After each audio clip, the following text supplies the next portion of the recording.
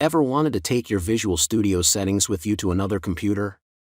Or maybe you want to share your custom settings with a colleague? In this video, we'll show you how to easily import and export your Visual Studio settings.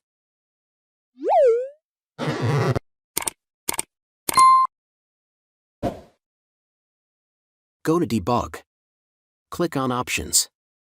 Then Environment, choose Import and Export Settings.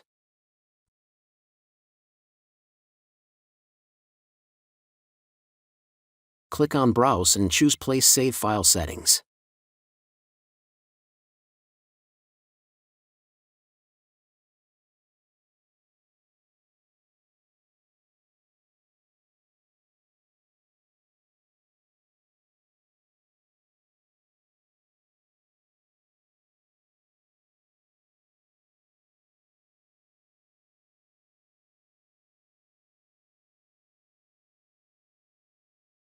Same thing for export settings.